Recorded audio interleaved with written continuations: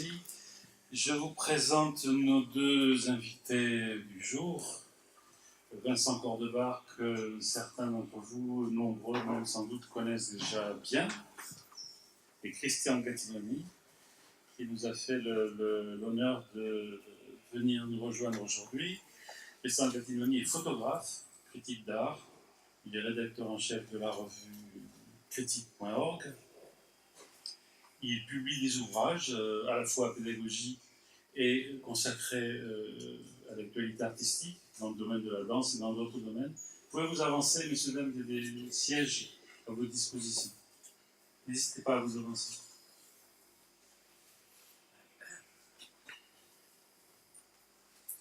Comme il est 16h28 et qu'on a dit qu'on commençait à 16h30, je meuble juste pendant 2 minutes. Ne vous inquiétez pas.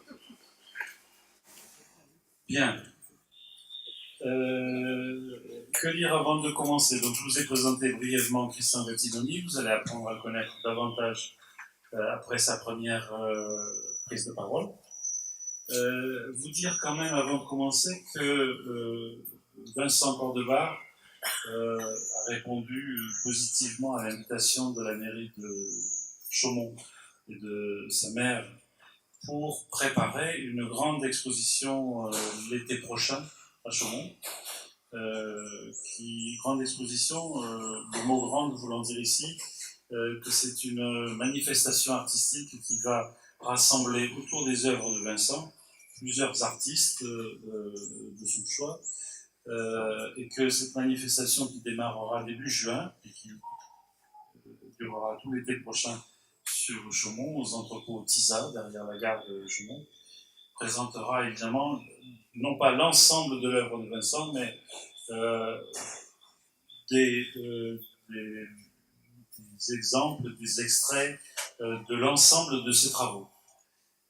Et à cette occasion-là seront proposées des rencontres comme celle-là, des projections de films, des rencontres avec des critiques d'art et avec différents artistes que Vincent va réunir autour de lui.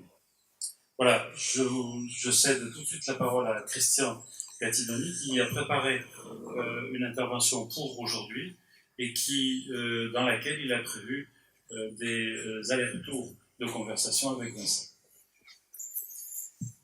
Merci de cette invitation, merci de la découverte de votre lieu qui je trouve très, très vivant pour l'art contemporain, où j'ai retrouvé des artistes que j'aime en tant que critique et qui sont pour beaucoup, et puis des découvertes aussi. Alors quand je me déplace dans un lieu, là je me déplaçais pour Vincent, mais quand je me déplace dans un lieu, je découvre un ou deux nouveaux artistes, je me dis que j'ai pas perdu mon temps. Il y a un certain nombre de gens du métier qui disent que la Biennale elle est foutue si voilà, mais de Venise par exemple, s'il y a pas, mais moi si plus modestement quand je me déplace quelque part, si je découvre un ou deux artistes, et grâce à vous Pierre, j'en ai découvert 2 ou 3 dont on a parlé, de différents âges en plus, ça aussi c'est intéressant de savoir que y a des artistes émergents comme on dit dans le métier, mais que les artistes qui poursuivent un travail, et c'est vrai que cette poursuite, moi je la suis depuis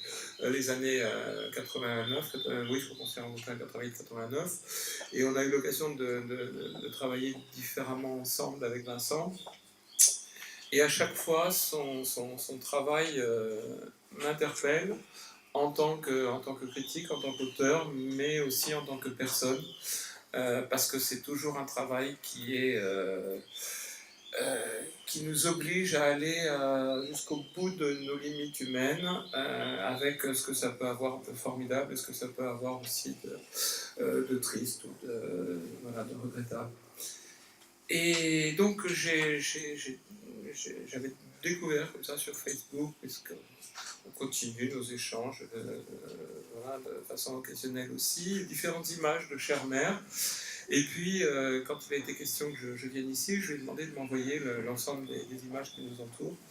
Et je dois dire que cet accrochage dans cet angle ici est très réussi et fait que ça fonctionne au niveau des rythmes qu'il a installés dans cette série, avec les retours, avec les repentirs, je dirais, puisque de toute manière ces écritures sont toujours des écritures qui fonctionnent à la main, même s'il travaille beaucoup avec Photoshop, maintenant le Google, et pour couvrir l'image, c'est vrai qu'il y a toujours quelque chose qui joue sur ces repentirs de l'écriture, sur ces graffitis. C'est jamais effectivement, je pense que je le redirai un peu dans le texte, c'est jamais de la calligraphie. C'est une écriture qui est toujours incarnée. Et c'est toujours ce qui m'a intéressé, moi, en tant que personne qui écrit, et en tant que personne qui écrit sur l'art aussi. Donc dans son texte, Chère Mère, ça s'ouvre sur un décompte.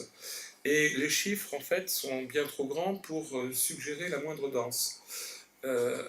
C'est vrai qu'à comptabiliser les jours, à comptabiliser en jours les grands moments d'une vie, cela paraît de bien peu de poids, si ce n'est le lourd devoir de durée. Chère Mère, donc, compte 70 images, dont l'accrochage ici en tableau se constitue à partir de documents de l'intime. Et à partir de ces documents de l'intime, il constitue un monument mémoriel, où chaque image fonctionne un peu comme une stèle. Si, quant à moi, je calcule le délai écoulé depuis les rares photos prises au décès de ma propre mère, je sais que ce temps n'a pas suffi pour amorcer la moindre scénographie, la moindre création. D'où ma gourmandise compassionnelle à consommer, jusqu'au dégoût retrouvé de la mort, cette chère mère. En effet, si j'ai consacré plus de 15 ans à célébrer la mémoire de mon appartenance à la seconde génération de la déportation, c'est pour magnifier la figure du père. Déporté résistant, dans l'urgence de lutter contre la résurgence de tous les fascismes historiques, aujourd'hui si actifs. La mère, dans cette histoire, n'était là que comme avatar d'un grand amour, et victime collatérale de la barbarie du XXe siècle. Donc, écrivant, critique et photographe, il y a près de 30 ans que j'ai reçu le baptême de feu des œuvres de Vincent Gordebart. J'y ai d'abord repéré les microprocessus de la mémoire qu'il réussit si douloureusement à activer. À l'époque, il avançait déjà l'hypothèse de la guerre. Pour affronter une telle œuvre, en spectateur de simple police du regard, ou en critique qui essaye un partage symbolique, on ne peut se passer d'au moins un allié et d'une méthode. La rencontre récente de l'œuvre et de la personnalité de Kader Attia me donne aujourd'hui le ralliement de ces explorations quasi-anthropologiques des réparations. C'est le thème de l'exposition qui vient de terminer au Frac Centre, lieu qui s'appelle Turbulence, donc ça s'appelait Réparation au pluriel. Et dans cette exposition, donc, il y avait des œuvres de Kader Attia, et il a choisi, un peu comme l'année prochaine, Vincent va choisir des artistes qui l'accompagnent et qui cheminent auprès de son parcours d'artiste. Kader Attia a choisi dans la collection du Frac Centre, à Orléans, donc un certain nombre d'œuvres qui faisaient réparation. Et cette question de la réparation, donc, il l'étudie d'un point de vue individuel, mais aussi sociétal, en réactivant au niveau des civilisations le sentiment du membre absent. Il tente ce travail de résilience que Vincent engage dans toutes ses œuvres de peinture ou d'écriture photographique. Une génération plus tard, Kader a lui aussi scruté en œuvre les gueules cassées. La méthode, j'aurais envie de l'emprunter à un philosophe, Slavoj Žižek, auteur de Bienvenue dans le désert du réel, quand il avance que, à la fois d'un point de vue philosophique et esthétique, le léger déplacement d'angle d'approche de la parallaxe va permettre une autre vision. C'est le titre d'un de ses autres livres, de Slavoj Žižek, La parallaxe. Et cette parallaxe, eh bien, c'est cette manière qu'il nous faut de proposer notre regard en le déplaçant quelque peu, et ce léger déplacement d'angle, d'approche, il va permettre une autre vision. Face à ces mixtes médias qui nous font face, et qui nous entourent ici, eh bien, il faut aussi procéder ainsi, ne serait-ce que pour que ce pas de côté mette en lumière la double surface, c'est-à-dire l'écran de l'écriture qui vient révéler le visage maternel, ou tout au contraire le caviardé de ses graffitis émotionnels. Alors que dans la profondeur, à l'arrière-scène, cette présence incarnée du visage ridiculise selfie et émoticône. Aussi, j'aimerais te poser la question, puisque dans ton texte qui est repris ici, je crois, dans cette reconquête de cette chère mère, pourquoi, toi, tu donnais cet allié singulier du solitaire Artaud Momo? Première question. Deuxièmement, sa coprésence à la place attendue du père situe d'abord ta méthode comme celle d'un écrivain. Ça commence difficile.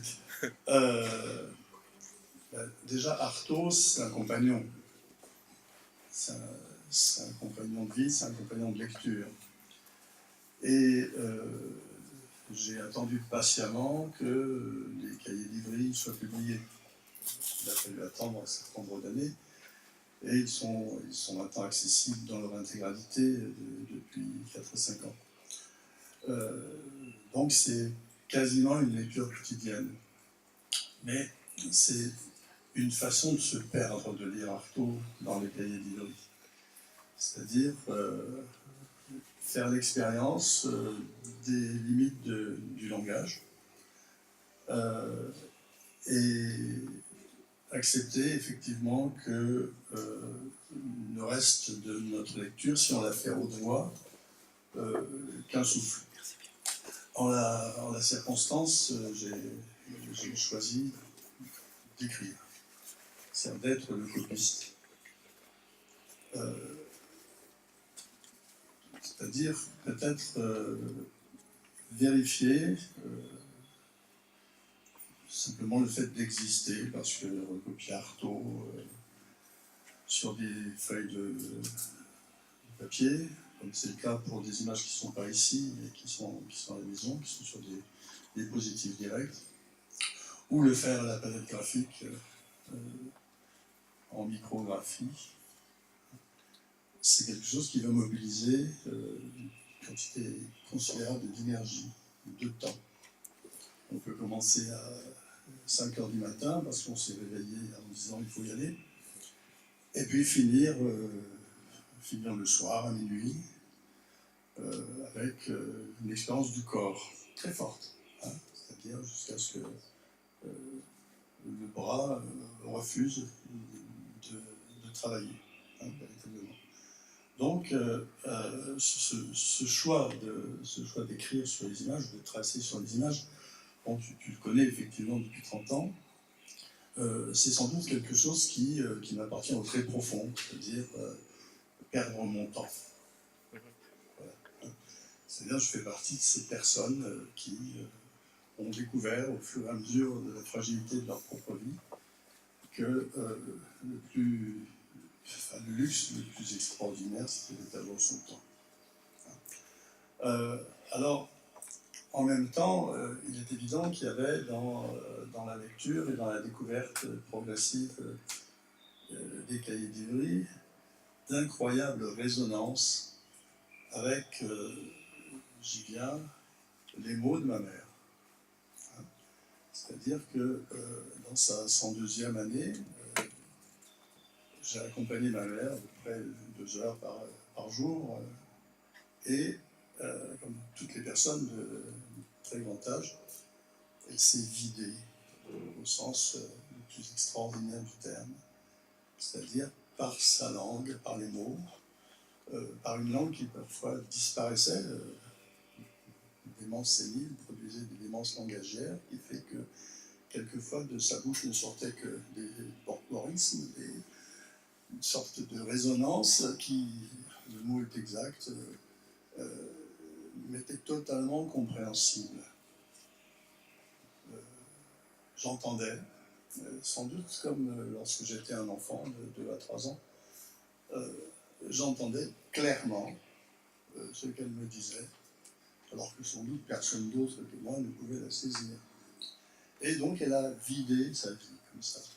Et en même temps, cette lecture que j'avais d'Artaud me conduisait à redécouvrir les deux aspects de la langue. La langue a été toujours quelque chose qui m'a beaucoup intéressé. J'avais à la fois une langue émergente ou tentant de réémerger, et qui réémergeait en même temps que mes souvenirs les plus profonds, les plus enfouis. Hein. Moi, je racontais que je pouvais finir des phrases en donnant des noms propres de personnes que je n'avais jamais rencontrées, mais qui faisaient partie de l'environnement sonore qui pouvait être le mien lorsque j'avais 2 ans. Voilà. Hein. Et donc, c'est l'expérience première de la langue et de ses limites. En même temps, quand je la redécouvrais chez Artaud, avec ses cris, avec cette impossibilité à un moment donné de justifier du langage. Le langage comme simple objet d'expression vitale chez lui dans les dernières années de sa vie était quelque chose qui me conduisait à une étrange équation. Équation qui fonctionnait donc avec ces 2 éléments-là, plus l'image de ma mère. Nous étions entendus depuis fort longtemps que si je pouvais, au moment de sa mort, je serais là, et je photographierais sa mort. Voilà. C'est un accord que nous avions ensemble passé. J'avais cela, plus quelque chose que j'ai découvert de façon tout à fait fortuite. C'était ces incroyables petites images, toutes faites quasiment le même jour, au même endroit, hein, devant cette maison-là, que j'ai connue parfaitement quand j'étais enfant. Et je me suis donc retrouvé comme cela, un bon matin du mois de mai, avec ce matériel, plus une conversation un peu plus tardive en juillet avec Pierre, qui m'avait dit qu'il devrait préparer, me faire quelque chose pour la revue Opossum. Et je lui ai dit, bah, écoute, ça s'appellera Chère Mère, C-H-A-I-R-mère. Et je n'avais pas la moindre idée de ce que j'allais faire. Voilà. Hein. Je ne sais pas si ma réponse te satisfait. Pour la première question, oui, mais pour la deuxième, j'aimerais bien que tu reparles un peu de Artaud à la place du père et de cette méthode, justement, qui serait peut-être une méthode d'écrivant, comme disait Roland Barthes, plutôt que d'écrivain. Voilà. Ah oui. Moi, je suis un coucou en ce qui concerne l'écriture. Hein. C'est-à-dire que, effectivement, depuis 40 ans, je passe mon temps à me servir des mots des autres pour recouvrir mes images. Bon. Alors, quand tu évoques la question de la paternité, c'est assez complexe dans cette histoire, parce que Artaud, je ne perçois pas vraiment peut-être à la place du père, mais c'est plutôt un compagnon qu'un père. Oui, plutôt un frère qu'un père. Bon, pour la question du père, je crois que le problème s'est résolu avec ses corps de barre. Voilà, d'un côté le salopard et de l'autre côté mon géniteur. Hein. Ça, c'est une histoire extraordinaire de famille, peut-être qu'on développera plus tard. Hein. Oui, alors maintenant il y a prescription, mais c'est vrai qu'il y a eu tout un moment où tu volais des images, hein, notamment dans les poubelles des photographes professionnels. Tu l'avouais, et puis tu en as fait un tel usage qu'on ne peut pas t'en vouloir ni te poursuivre, si ce n'est que en tant que critique. Mais c'est vrai que donc tout ça, c'est fait à partir de matériaux volés. Sauf que là, tu as demandé la permission à la maman d'une image. Voilà, et c'est cette image qui nous entoure et qui est si forte. Ok. Donc, ce ménage à 3, Artaud, ta défunte et le logiciel, n'est là en fait que pour compter la première image, l'avoue, l'histoire de cette morte-là. La deuxième image te poste en voyeur de ce bancal attelage, en quête de pensées rares pour défaire les gestes cons. Je te cite. En fait, tu fonctionnes toujours, comme le titrait une de tes anciennes séries, sous réserve d'inventaire. C'est quelque chose qui... Et c'est vrai que ce qui est intéressant, bon, c'est la troisième ou quatrième fois que j'écris un peu longuement sur ton travail, c'est vrai qu'il y a des récurrences comme ça de thématiques et qui font vraiment œuvre et qui nous obligent à chaque fois à revenir. Voilà, et c'est vrai que je n'avais pas relu certains textes anciens que je fais là pour cette occasion, et c'est étonnant de voir comment tes titres jouent avec cette intelligence du vivant. Et donc, toujours, oui, sous réserve d'inventaire. Et cette fois, c'est ton propre album de famille qui en fait les frais, si j'ai bien compris.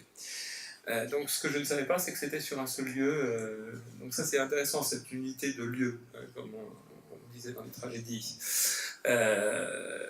Donc, quand on regarde ces images, on se voit que ça se gâte à l'arrivée des enfants, et déjà, on relie aussi de possibles exercions des attentats à la pudeur, ou les hypothèses pour les attentats. Non, c'est pas hypothèse, c'est esquisse pour les attentats à la pudeur. Étude pour les attentats à la pudeur, oui. Donc là, on pourrait refaire à partir de ces images et des écrits et des liens entre ces écrits et ces images d'éventuels attentats à la pudeur. En fait, parallèlement aux luttes idéologiques, pour moi, tu énonces les conditions d'acceptation individuelle qui nous conduisent, au moins souvent dénoncées, certes, les fascismes larvaires des outrances familiales. Et ça court dans tes peintures, ça court dans tes images. C'est vrai que là, Daniel Debels, qui est peintre, qui est critique, qui est chorégraphe, disait que quand on regarde les photos d'August Sander, ce qu'on voit, c'est la série Homme du XXe siècle, pardon. Ce qu'on voit, c'est un peuple qui est en train de passer à la passivité. Et tous, y compris les soldats allemands, etc. Et cette passivité, c'est ce qui amène le fascisme. Et donc toi, tu travailles plutôt donc, sur ces conditions individuelles. Et alors, comme par hasard, tu reviens à Artaud, que la société a enfermé, Artaud, le suicidé de la société, tandis qu'apparaissent les fausses quiétudes de la famille nucléaire. Les triumviragos des engeances à user jusqu'à l'os d'une tête de mort qui transforme l'écriture en grillage d'un poulailler maison où s'enferment des corps qui commencent à sentir, comme le noyé de Hippolyte Bayard, la première image que Hippolyte Bayard fait en 1840 d'un faux suicide où il se représente en suicidé de la société, et il ajoute éloignez-vous car le corps commence à sentir. Et donc, cette première image d'un suicide social élaboré sur une scène d'image est à revoir dans l'histoire de la photographie. Mais voilà, une deuxième question pour toi, parce que c'est surtout la parole de l'artiste qu'on a envie d'entendre. Pourquoi donc ces joyeuses couleurs photoshopées viennent-elles égayer cette photo de classe morte, comme scénarisée par Tadeusz Kantor? Ça serait la première réponse, et sa suite. Les répons de l'école sont-ils des alliés dans le b.a.-ba de l'écriture quand jamais, justement, la calligraphie trop formatée n'est une méthode dans ton travail? Alors, donc, ces belles couleurs sur cette classe, cette photo de classe. Oui, les belles couleurs.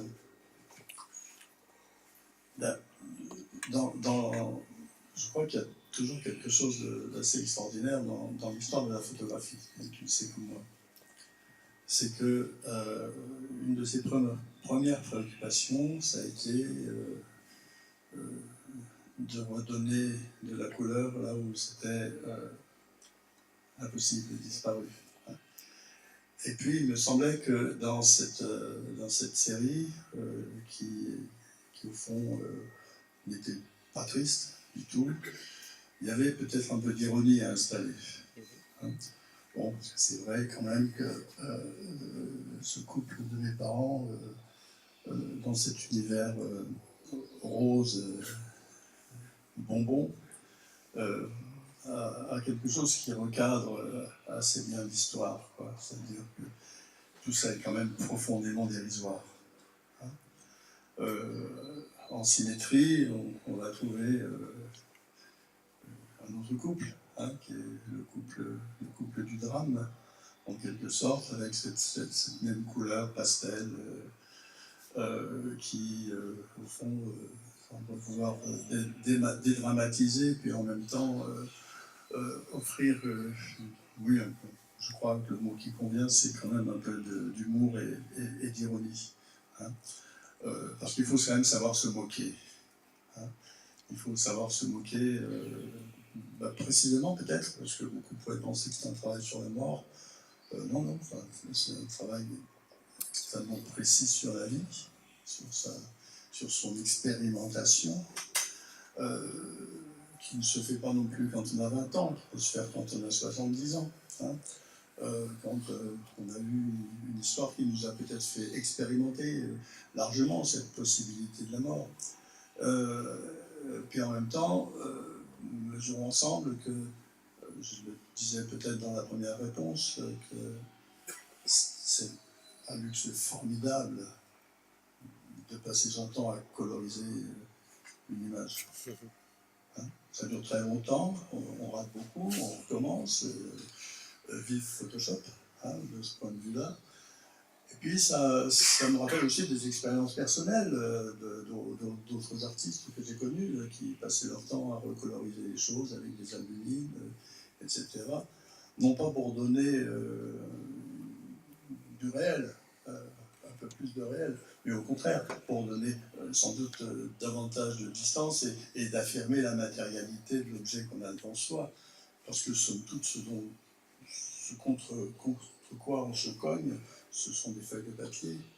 Et sans doute y a-t-il dans ce travail une volonté très réelle d'échapper à la transparence. D'ailleurs, on ne peut pas être dans un rapport de transparence. Il y a du texte qui vient là, qui est parfaitement incongru. Il y a du texte ordurier qui apparaît sur des images qu'on pourrait penser sacrées et vénérables.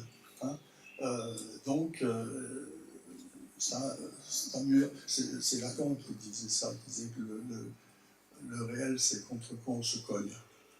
Je crois, tu vois, Christian, qu'à travers toute mon histoire de photographe, j'ai beaucoup aimé aller me cogner. Ok. Oui, donc corps et visage sont griffonnés, sont estampés de texte entièrement justifié, parfois, d'où naît parfois une appellation, caboche. Caboche, tête dure, elle aussi plein cadre. Tandis que les groupes familiaux, les portées de petits, sont estampillés de pastilles, elles aussi collées à la hâte, qui n'en laissent surgir que des tignasses. Et puis, présence importante de ce poupon de cellulite fétiché, qui semble passer de main enfantine en main d'enfant, alors que c'est le plus souvent ce garçon qui se l'accapare. Et cette épouvantable odeur de bête. Le poupon reste bien fort tenu face à papa-maman et la petite sœur. Dans des familles de voyageurs, on l'appelle la nine. Comme elle, et contre eux, cette haute décision, je ne veux pas avoir de langue. Le texte ne peut plus dès lors exister qu'en marge, au fer à droite comme en drapeau, juste alors pour affirmer encore jeune garçon, cette première conséquence, je refais mon corps. Et puis son postulat, poursuivi à l'âge adulte, sur ton portrait donc, je veux sentir. Alors, une question particulièrement difficile. La formulée était trop simple et je n'ai pas pu m'en empêcher. Je t'ai repris deux textes importants sur des photos. Comment planter un corps hors de l'histoire?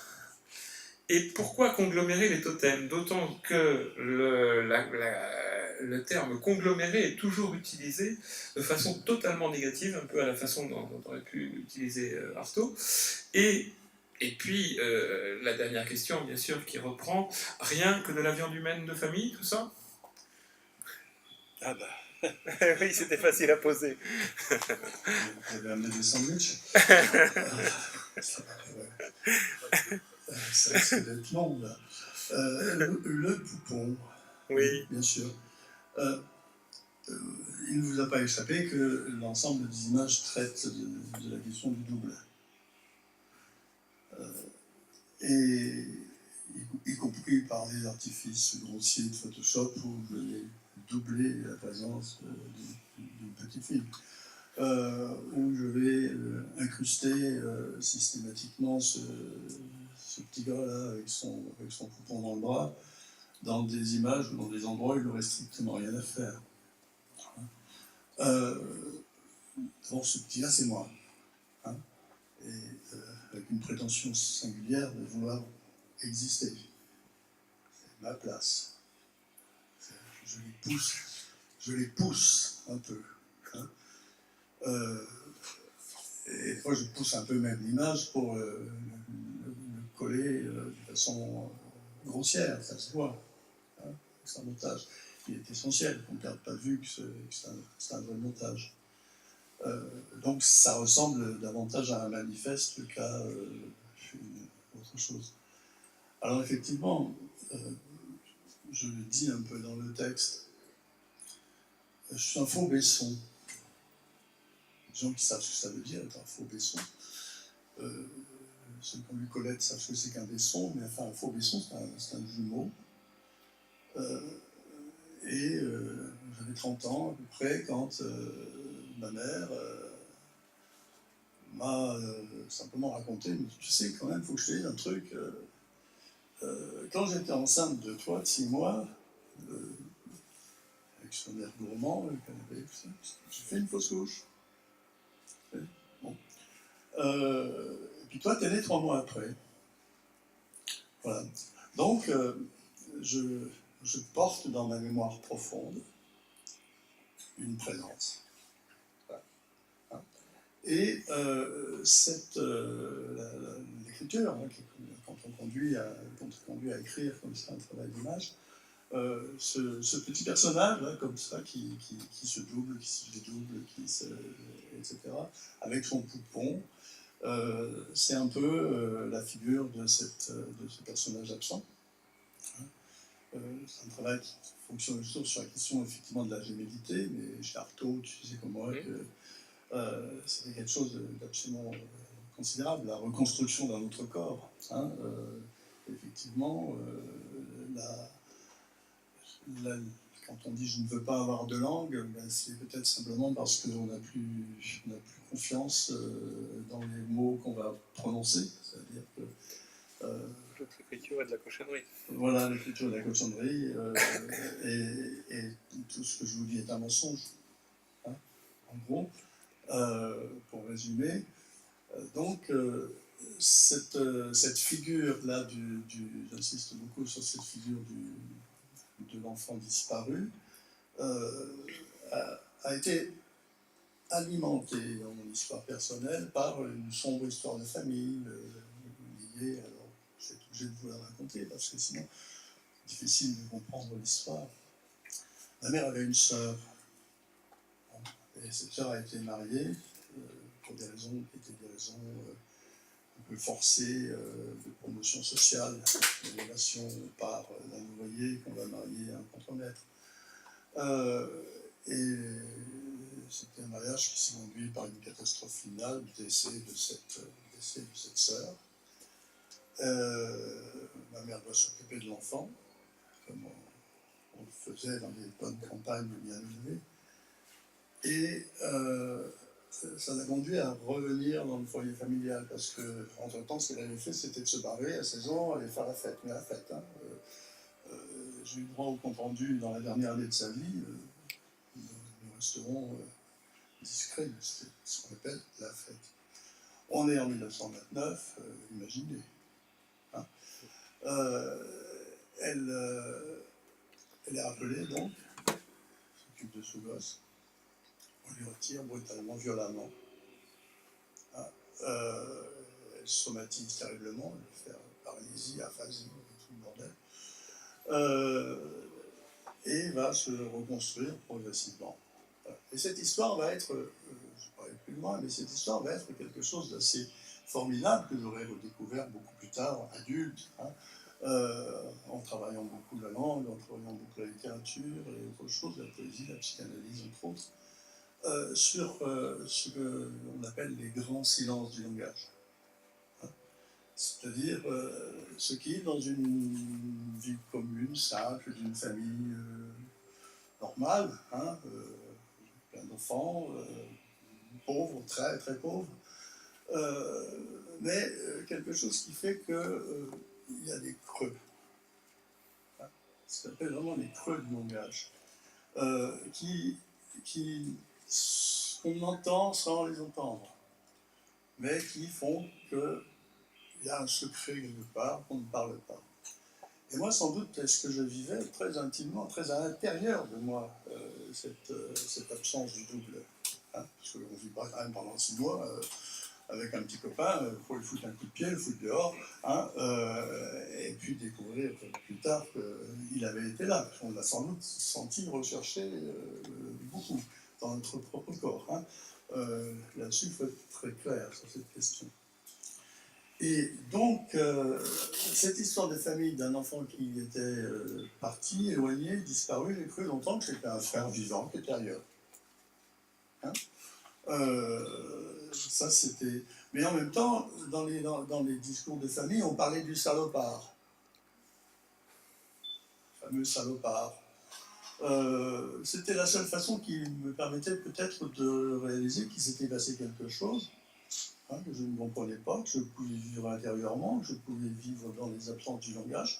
Il y avait ce salopard. Et puis ce salopard, j'ai fini par découvrir qu'il portait le même nom que moi. Voilà. Hein. Il s'appelait Cornebar, comme moi. Hein. Et pendant très très longtemps, pendant des années, avant que ne ressurgisse effectivement le fameux non manquant, je ne sais pas comment on va appeler ça, hein, j'ai découvert que c'était effectivement ce fameux cousin qui avait été retiré à ma mère, etc., avec violence, etc. Et tout ça allait constituer sans doute effectivement ce que j'appelle moi les chairs de mon langage, hein, tout ce qui me constitue, hein, tout ce qui fait que j'entends plus les silences que la parole. Hein. Voilà. Alors les conglomérats et les totems conglomérés, c'est quoi ce totem?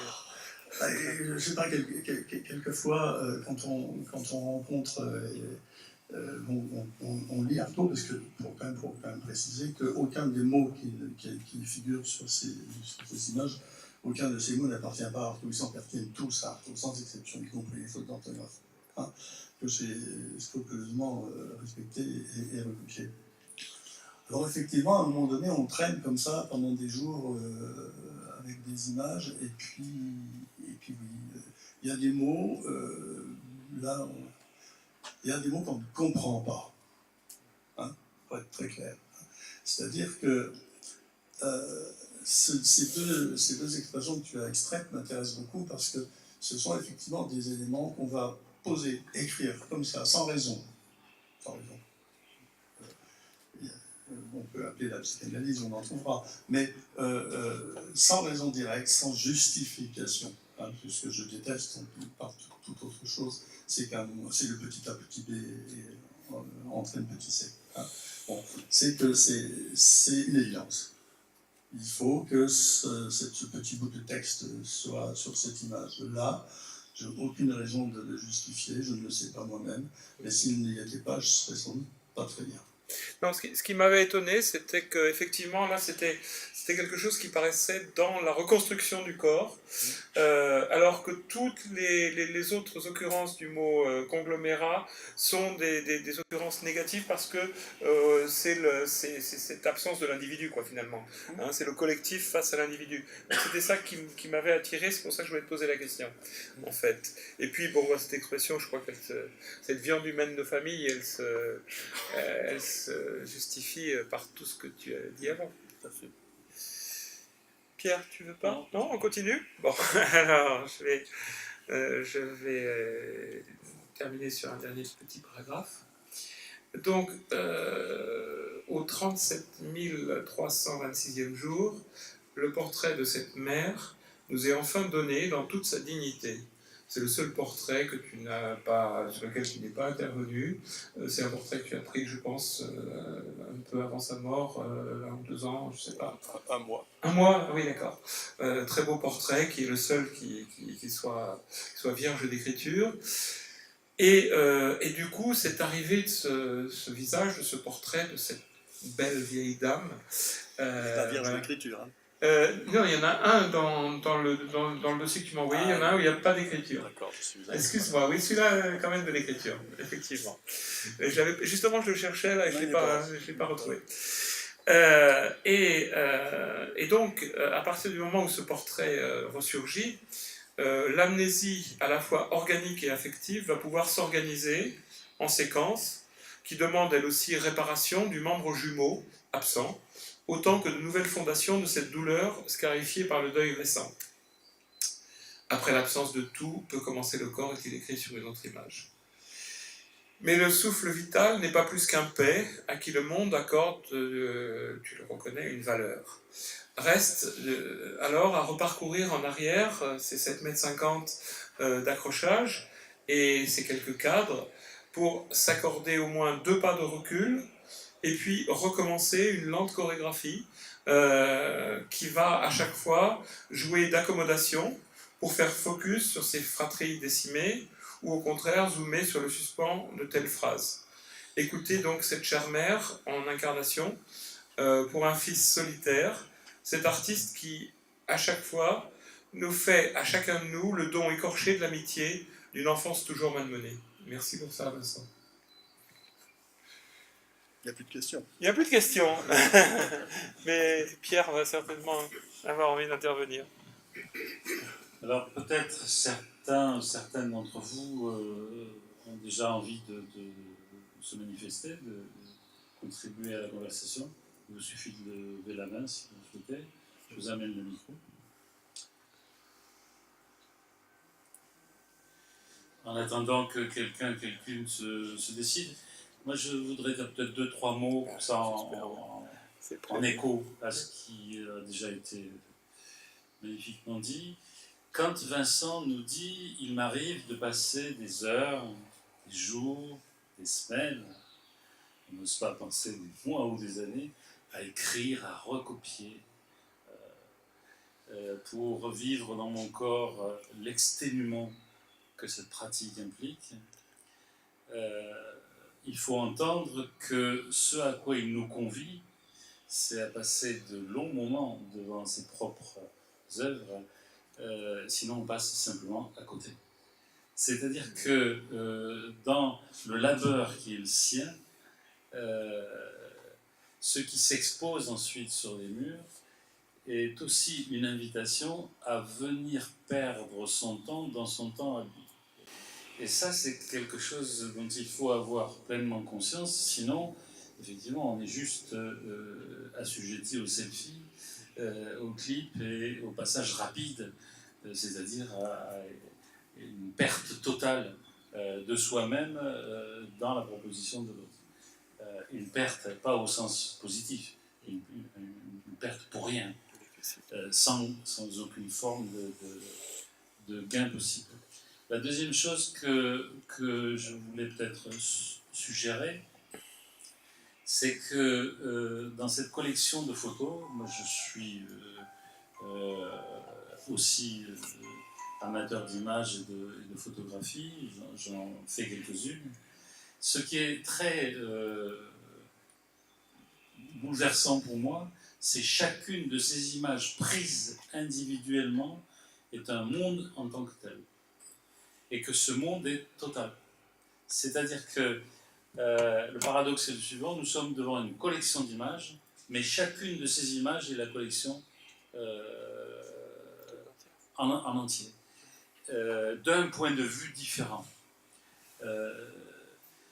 Un des philosophes français du star system de la philosophie française, je veux parler de Michel Serres, a mis au point le concept d'ichnographie, et il dit que l'ichnographie c'est l'intégrale de tous les horizons possibles, c'est-à-dire ce point théorique de l'espace dans lequel tous les autres points sont contenus. Alors c'est une idée assez intéressante, assez excitante. Eh bien, on pourrait considérer de ce point de vue-là que chacune des photos représente toutes les œuvres potentiellement. Ça, c'est une première chose. Et la deuxième chose, c'est que chacune de ces images, je parle des images de famille, plus que des portraits proprement dit, chacune de ces images me laisse, moi en tout cas, interdit c'est-à-dire interdit voulant dire présent à moi-même et absent aux autres, et tout entier contenu dans le fait de regarder l'image. Qu'il s'agisse de l'image de cette jeune femme en blanc miraculeusement sortie du buisson, ou miraculeusement accrochée au buisson, ou échappant à une crucifixion, ou je ne sais quoi d'autre, ou de n'importe quelle autre image avec les enfants, comme souvent d'ailleurs dans les images de famille, c'est des images qui, en tout cas moi, me laissent interdit. Et je fais moi-même des photos pour essayer d'approcher, de franchir cette situation. Et que ce soit dans les peintures, mais de façon très spectaculaire dans les photos réunies ici, il y a quelque chose qui est d'une absolue universalité. Je ne sais pas comment dire autrement. Bon, voilà, j'ai apporté deux choses, je peux en rajouter d'autres, mais peut-être n'hésitez pas à intervenir si vous le souhaitez. Bon. Oui, je crois que sur ce que tu viens de dire, je peux apporter un petit complément. Je n'ai jamais été un photographe. C'est-à-dire que l'expérience que tu décris, c'est celle que je vis devant ces images-là. C'est-à-dire que ces images, d'abord, je vais parler comme parlait ma mère, elles te coupent la chic. Hein. Voilà. C'est-à-dire que, sans doute comme un certain nombre d'œuvres d'art qu'il m'arrive de rencontrer, pas beaucoup, celles qui me coupent le langage, hein, et qui me conduisent à faire un travail, un effort de reconstruction. Alors effectivement, devant ces petites images minuscules, hein, il faut savoir qu'elles font 6 cm de haut, hein, les originaux de ces images. Elles ont été scannées, restaurées, etc. Mais il y a effectivement ces moments de sidération absolue. Hein, tu parles de cette image de ma mère qui sort du buisson comme ça. Voilà, il y en a 10-15 au milieu d'un cadre avec toute la famille, on va dire, hein, tout là. Et puis, bon, cette image-là, qui effectivement, je le répète, coupe la chic. On ne sait pas. On ne sait pas ce qu'on va en faire, on ne sait pas ce qu'on va dire, etc. Hein, et il faut se rebâtir. Hein. Et ça, c'est sans doute peut-être la seule raison pour laquelle ça fait 40 ans que je regarde des images. Encore peut-être un petit mot sur ces images et sur les images en général. C'est que ce à quoi est confronté le visiteur, c'est une expérience étrange. Celui qui regarde l'image, moi en l'occurrence quand je la regarde, curieusement, je cherche celui qui a fait l'image. C'est-à-dire je cherche l'absent. Je me dis, mais il y a quelqu'un qui a fait cette image, il devait sans doute penser à quelque chose, voir quelque chose, il essaye peut-être même de me dire quelque chose par cette image, peut-être même n'a-t-il pas conscience qu'il a vu quelque chose que je suis en train de voir, et donc le paradoxe du regardeur, c'est que je rentre en conversation par l'image avec un absent, qui est celui qui a fait l'image. Et là où l'exercice devient assez rock'n'roll avec Vincent, c'est que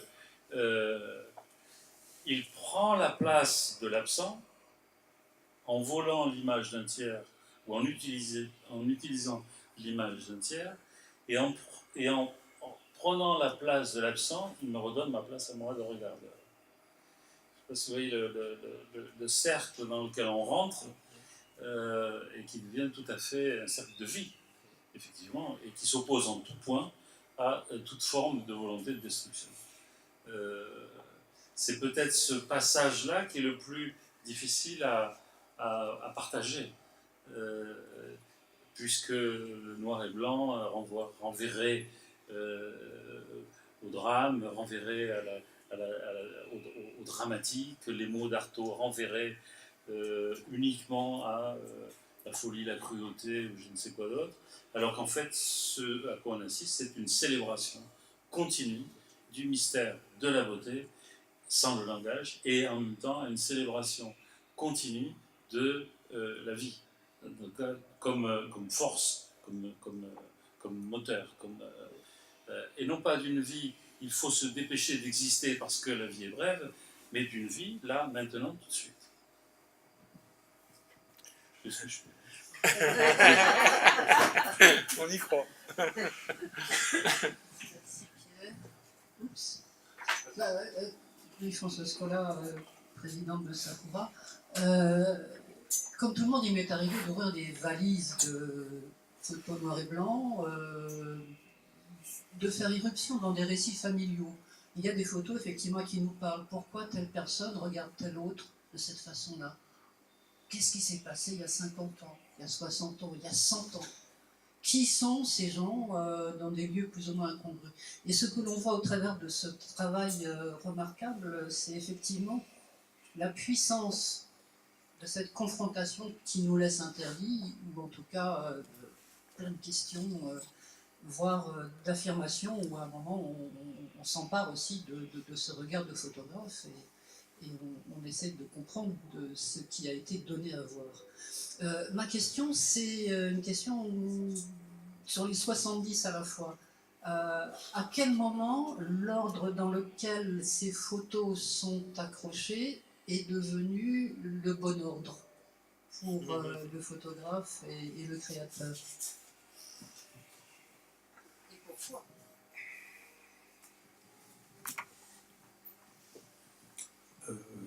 On arrive un matin, on en pose 66 exactement sur le sol, et puis il y a effectivement cette question que beaucoup de gens ont peut-être auraient envie de souhaiter.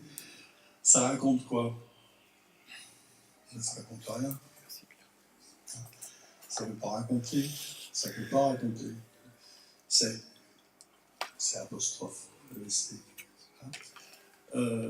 Et se pose effectivement à un moment donné la question de faire exister ça sur un mur. Pendant longtemps, enfin pas longtemps vraiment, parce que le travail a été terminé simplement en janvier dernier, c'est dans une boîte.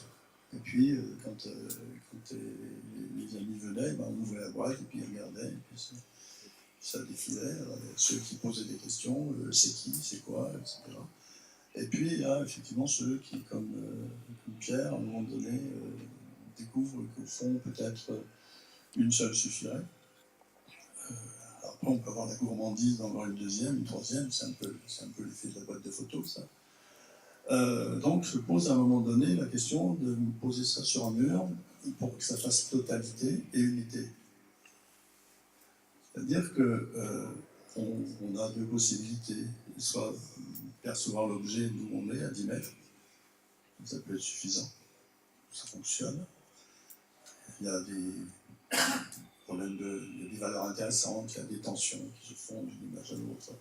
Il y a des couleurs qui font que l'œil se rassure, c'est assez agréable à regarder, somme toute, de loin. Et puis, on va s'approcher progressivement pour découvrir qui s'arrêtera sur un texte, une grossièreté, ou un mot un peu étrange, caboche. Hein. Caboche, c'est ce qu'un caboche. Hein. Bon, c'est un truc qui prend des baffes. Donc, il y a tous ces éléments-là qui apparaissent, donc à un moment donné, on pose.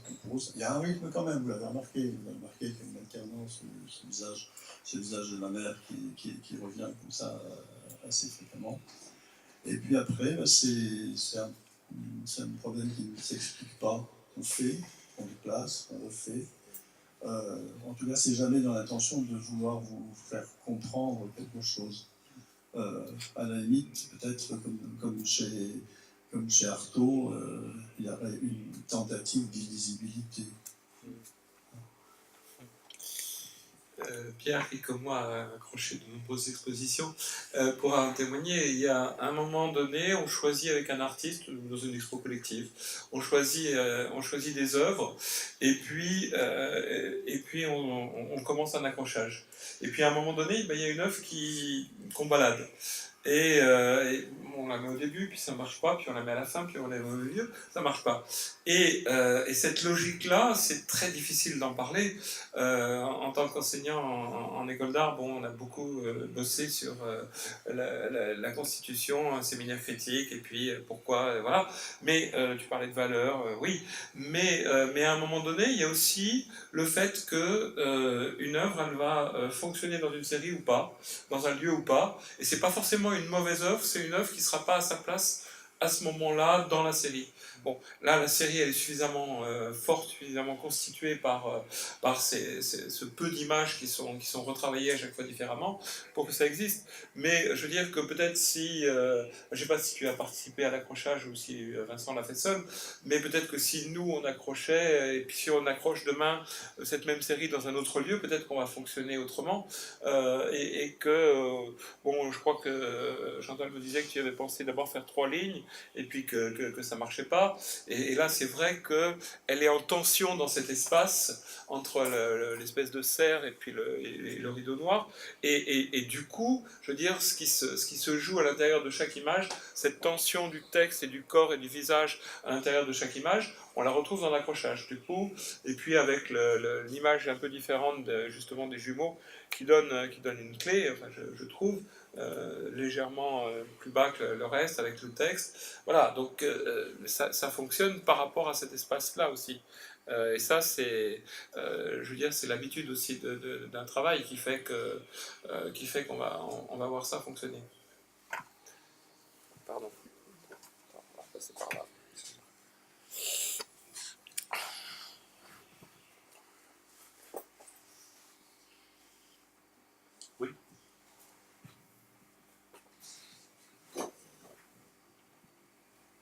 Moi, je trouve qu'il y a aussi une très grande fluidité et dans ce qui nous est présenté là, et c'est peut-être aussi parce que ce qui ressort aussi de ce que vous venez de dire, une très grande fluidité dans la lecture et une circulation d'une image à l'autre qui vient en complément de l'attention que vous exprimez. Je ne sais pas si tu partages cette idée dans ça. Ça, je ne sais pas, moi. Il ne sait pas, il l'a fait. Ouais. Oui, ce qui est important par rapport à ce qu'il y a... Tu veux peut-être développer ça? Non, je veux dire, il faut savoir être irresponsable. Voilà. Quand on organise une exposition comme celle-là, qui n'est pas une exposition, on va dire, totalement évidente, ni par son titre, ni par son contenu, et qu'on y invite un certain nombre d'artistes, de créateurs, la première chose qui compte, c'est de tenter de comprendre comment l'artiste ou le créateur va réagir. Avec Vincent, il a dit tout de suite, je veux cet endroit-là. Donc à partir du moment où quelqu'un vous dit, je veux cet endroit-là, vous avez juste à prendre votre pinceau pour que l'endroit soit propre et blanc, et il n'y a rien à discuter. C'est-à-dire que ce lieu permet ça. C'est-à-dire ce lieu a une plasticité qui permet d'offrir aux artistes la possibilité de dire je veux cet endroit-là. Et en ce moment, nous sommes en train de pousser cette logique du je veux le plus loin possible pour la prochaine exposition de l'an prochain, parce que effectivement, l'artiste, son œuvre, les différents niveaux de complexité de son œuvre et de l'homme et de l'œuvre doivent rentrer en conversation avec le lieu. Et le lieu, ça joue. Et je vous garantis qu'il y a des lieux, il faut y aller avec des bombes à neutrons pour arriver à faire quelque chose. Il y a des lieux qui sont absolument inélégants. Il y a des lieux qui sont absolument pas civilisés. Il y a des lieux qui résistent. Il n'y a pas que les gens qui sont méchants. Il y a des lieux qui ne veulent pas. Et il y a des lieux qui veulent bien. Il y a des lieux qui jouent, qui se prêtent à la conversation. C'est le cas de ce lieu ici. C'est extrêmement intéressant de travailler ici. Mais quand Vincent dit « je veux cet endroit-là », bon, on organise le reste de l'exposition à partir d'une série de « je veux » de ce type-là, et à un certain moment, des choses arrivent à s'emboîter, ou pas. Avec Jérémy, on a travaillé Jérémy est là, sur la scénographie de l'exposition. Il y a des choses qu'on a démontées 3 jours avant. Dans la grande salle, il y a des choses qui étaient prévues, qui ont disparu en 10 secondes, parce que il n'y avait plus personne pour dire je veux, et comme il n'y avait plus de volonté de personne, les choses se mettaient à s'effondrer. Donc dans une exposition comme celle-ci, il y a des îlots de résistance ou de fluidité. Pour vous, cet endroit est fluide, pour d'autres personnes, il fait obstacle à la possibilité de voir d'autres choses. C'est très, très particulier. Le parcours des visiteurs ici est une expérience extrêmement intéressante à suivre. Des gens rentrent dans ce lieu pour plusieurs raisons. Certains rentrent par erreur, parce qu'ils passaient là pour d'autres raisons, ils sont rentrés par erreur, parce qu'ils avaient vu la lumière, et une dame sympathique va entrer, je leur ai dit soyez les bienvenus. D'autres personnes viennent par volonté de voir ce qui est proposé cette année et ce qui est à découvrir peut-être. D'autres personnes viennent parce qu'on leur a dit qu'il fallait venir. Enfin, il y a différents types de motivations, mais ce qui est clair pour nous, c'est que à partir du moment où une personne franchit le pas, elle est notre hôte, notre invitée, et à elle après de se faire un parcours dans tout ça. Et l'année dernière, avec les œuvres peintes, je ne sais plus combien il y en avait, 18, qui étaient sur le grand mur Pignon dans la pièce derrière, dans la grande salle blanche, on avait des réactions extrêmement contrastées, et notamment on a eu des réactions violentes de quelques personnes, et on a eu des réactions extrêmement touchantes du côté de l'intelligence d'enfants, qui étaient en capacité de nous parler de ce qu'ils avaient vu, alors que leurs parents s'interdisaient à eux-mêmes la possibilité de mettre des mots sur ce qu'ils avaient cru voir ou apercevoir. Donc voilà, ce lieu permet ça, et quand Vincent a dit « je veux cet endroit-là », il savait déjà qu'il ne savait pas ce qui allait se passer autour de lui, mais il savait déjà qu'il allait nous projeter dans l'angle d'un mur, à charge pour nous de trouver la sortie. Moi, il se trouve que c'est une artiste que je connaissais déjà, mais ce que je trouve particulièrement réussi dans le dialogue d'angle, c'est ce qui se passe avec Judith Baudinet à l'autre bout, sur son travail, sur son atelier calciné. J'aime beaucoup Judith, j'aime beaucoup son travail. Je vais lui dire que les petits oiseaux sur les portes, elle peut se les garder et les mettre à la poubelle. Voilà, parce que vraiment, ça tient pas. Mais tout ce qui est, pour moi, sur le mur, fonctionne. Bon, on a parlé avec Vincent de l'accrochage peut-être un petit peu trop régulier, trop galerie, mais parce qu'elle joue effectivement quand même avec le lieu, avec le mur, et c'est vrai que le dialogue entre ces deux travaux, celui d'une femme jeune et d'un monsieur d'âge mûr, eh bien fonctionne parce que tous les deux travaillent sur des choses importantes de la vie et sur aussi la réparation dont je parlais avec Kaderatia, cette question de la réparation, c'est-à-dire quand tout brûle dans un atelier, qu'on n'a plus une œuvre, comment on va continuer à bosser, et ça a été la question que la vie a formulée à Judith, et la réponse est belle, à part les petits oiseaux voilà, qui sont bons dans les fêtes foraines. Mais vraiment, ça fonctionne, et il y a d'autres jeux de tension comme ça dans cet accrochage. Bon, les superbes figures de Sarah Trouge, avec au dos la vidéo de Lydie Jean d'Ipanel, etc.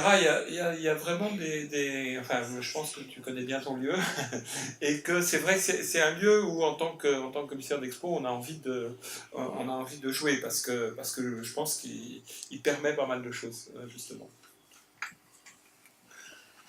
D'autres interventions, propositions? Oui, j'ai une petite question à Vincent.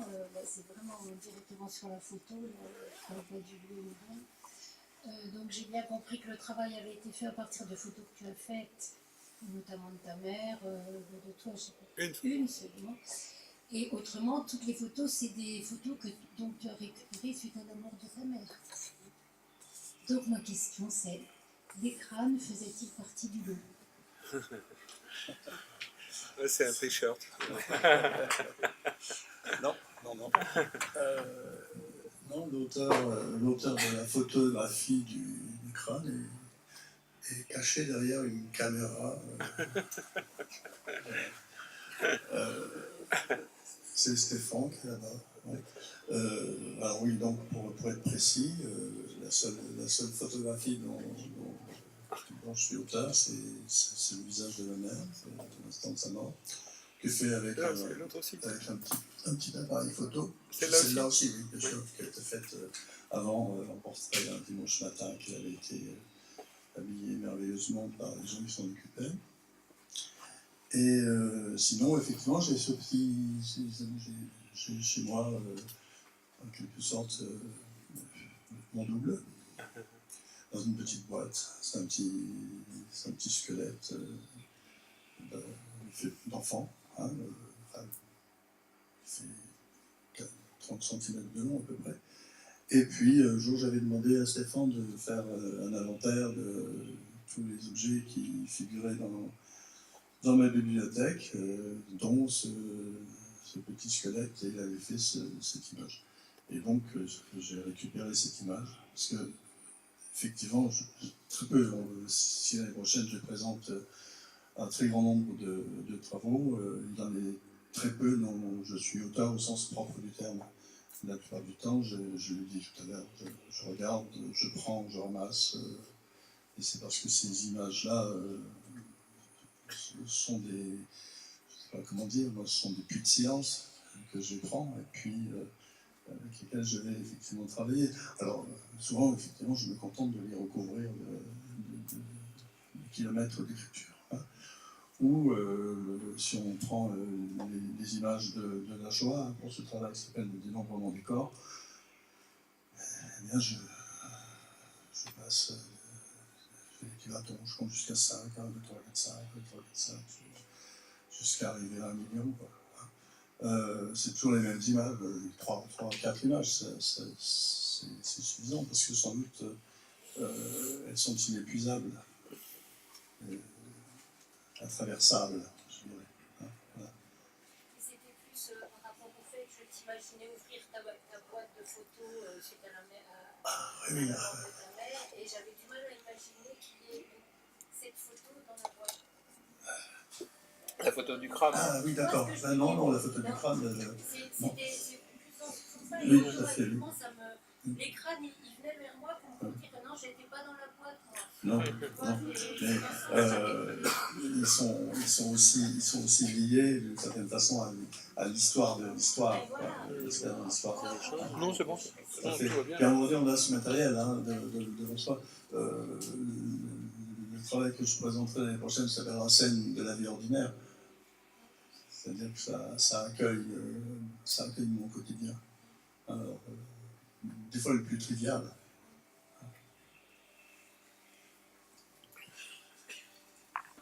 S'il n'y a pas d'autres demandes de... Oui, Bénédicte. Bonjour, non, c'était juste pour faire une remarque. Moi, je trouve que les textes d'Artaud sont très forts, très cruels, enfin, c'est un travail de la langue qui est très brut. Et du coup, effectivement, au bout de 6-7 photos où j'ai lu les textes, enfin, j'ai eu l'overdose, quoi. C'est un peu trop... justement, un peu trop dans le rapport à la mort. Et moi, c'est le genre de choses sur lesquelles j'ai un non, c'est bon, je sais pas, enfin, voilà, chacun a son heure quand ça vient, c'est pas la mienne, on en parlera plus tard. Mais du coup, c'est intéressant aussi de voir par rapport à l'écriture de Valère Novarine. Et en fait, dans un texte qui s'appelle L'opérette imaginaire, il y a une phrase qui, je trouve, rejoindrait très bien ce dont vous avez parlé. C'est le fameux je vais tracer au compas la limite qui est invisible entre n'être et n'être pas, entre être et n'être pas. Donc, c'était une phrase qui justement illustre très bien tout votre travail. Je crois, oui, tout à fait. Je suis d'accord.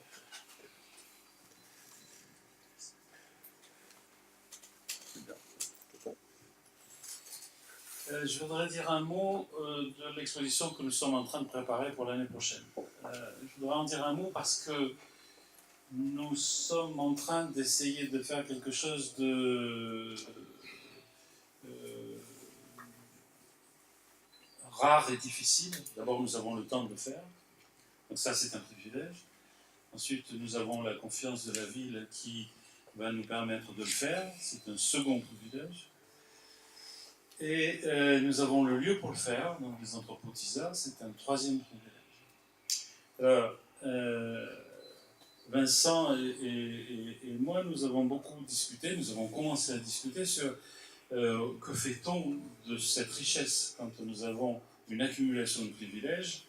Il faut soit en user, soit en abuser. Nous allons donc en abuser, dans tous les sens du terme. C'est-à-dire, nous allons tenter de nous défier nous-mêmes. Ça veut dire quoi faire une exposition d'art contemporain aujourd'hui? Est-ce que c'est simplement une accumulation d'objets culturels sur des murs? À quoi on invite des visiteurs? Par exemple, tout à l'heure, il y a un monsieur qui est rentré, il a dit, je vais être honnête avec vous, je suis rentré ici parce que j'ai juste un moment à perdre entre une chose que je devais faire avant et une chose que je vais faire après. Cette honnêteté, ce témoignage d'honnêteté, il faut quand même... voilà, ça a beaucoup de valeur. Reste que l'exposition que nous préparons est un défi à plusieurs niveaux. Je vous invite à prendre date pour l'exposition de l'année prochaine. Pourquoi? Parce que Vincent, et j'en suis d'accord avec lui, et moi, et il en est d'accord avec moi, nous sommes en train d'essayer de penser une exposition qui sera évidemment un témoignage de l'œuvre et du voyage d'un artiste, mais ça n'est pas que cela, et loin de cela. Il s'agit de prendre position, au sens où on prend position, sur le rôle et la place de l'art contemporain dans une société comme la nôtre, sur la manière de la responsabilité qui est la nôtre quand on accueille des visiteurs dans un lieu. À quoi convie-t-on les visiteurs quand on ouvre les portes d'une exposition? S'agit-il de noces, de réjouissance? S'agit-il d'un moment de fête? S'agit-il d'un moment de pensée, de réflexion? De quoi s'agit-il quand on ouvre les portes d'une exposition? À quoi joue-t-on quand on invite un artiste, un jeune artiste ou un artiste plus confirmé à venir se compromettre à nos côtés? Quel discours tenons-nous aux élus quand nous leur parlons d'art contemporain et quelle est la responsabilité qui est la leur? Et notre responsabilité est grande, mais la leur est grande aussi. C'est tous ces aspects-là qui vont être au cœur de cette exposition. Voilà ce que je tenais à ajouter par rapport à ce que nous sommes en train de préparer et dont vous entendrez parler tout au long des mois à venir, puisqu'on va régulièrement commencer à alimenter tout ça. Avez-vous d'autres remarques à faire sur cette conversation d'aujourd'hui, avant que je fasse quelques annonces? Bien, je voudrais d'abord vous signaler l'extraordinaire exposition de l'Abbaye de Brive en ce moment, l'exposition Opium. Jean-Claude Boulot est ici. Je vous invite, si vous ne l'avez pas encore fait, à aller découvrir cette exposition. Vous y découvrirez ce qu'est l'âme d'un collectionneur et vous pourrez méditer sur à quoi nous invite un collectionneur quand il ouvre les portes de sa collection. Vous verrez dans certaines salles des choses qui sont absolument magnifiques et qui sont un véritable cadeau fait aux visiteurs. Jean-Claude Boulot est là. Pour ceux qui ne le connaissent pas, vous pourrez en parler avec lui s'il a envie de se prêter à la conversation. Deuxième annonce, nous allons terminer cette exposition le 15 août au soir. Un peu triste en même temps, mais en même temps, on prépare une autre exposition qui va s'installer ici dans les jours qui vont suivre. Carmen Shakespeare, avec Francisco Ruiz de Infante et Olga Mesa, sur lesquels d'ailleurs Christian Gattinoni a déjà écrit. Oui, j'avais suivi les épisodes précédents de ce travail, de cet opéra évolutif, et c'est vraiment un opéra contemporain. Il se trouve que j'avais eu la possibilité de faire un petit livre aux nouvelles éditions Scala qui s'appelle Opéra et danse contemporaine, et donc ça conclut ce livre, et ça a été une rencontre absolument fabuleuse de deux créateurs absolument merveilleux. C'est évidemment une joie pour nous d'ouvrir cet espace à des deux artistes espagnols qui habitent au Brive quand ils sont de repos, on va dire. Ça va être créé ensuite à Madrid, ensuite à Strasbourg. Il se trouve que des phases de création passent par Châteauvillain. Voilà, c'est très très bien. Marie-Solange m'a fait signe, elle voulait que je dise quelque chose, mais je n'ai pas compris le signe. C'est une invitation à aller voir aussi l'exposition ici à la chapelle des Jésuites, parce qu'effectivement, il y a un parcours tout naturel à faire entre Auberive, Châteauvillain, Chaumont, avec la chapelle des Jésuites. Voilà, et un dernier mot, et je pense que Jean-Claude en sera d'accord, ce que nous sommes en train d'essayer de faire, Jean-Claude depuis longtemps et nous depuis quelques années, c'est d'essayer d'installer une exigence artistique du plus haut niveau possible dans le Sud-Marnais, et d'essayer d'incarner nous-mêmes et de faire prendre conscience autour de nous de la nécessité d'être chaque jour plus ambitieux que la veille en matière d'art et de création. Merci à toutes et tous. Marie-Solange a préparé quelques rafraîchissements. Si vous souhaitez, on peut les partager à l'entrée. Nous avons des jus de fruits, jus de gingembre, jus de pomme. On a oublié le gingembre. Donc, il y a de l'eau plate, de l'eau pétillante et des jus de fruits. Merci beaucoup.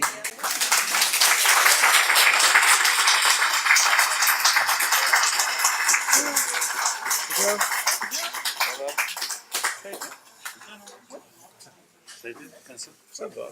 Tu veux... Non, je suis bien là. Reste peut-être ici parce qu'il y a des gens qui vont vouloir C'est parler. vrai qu'ils vont me toucher.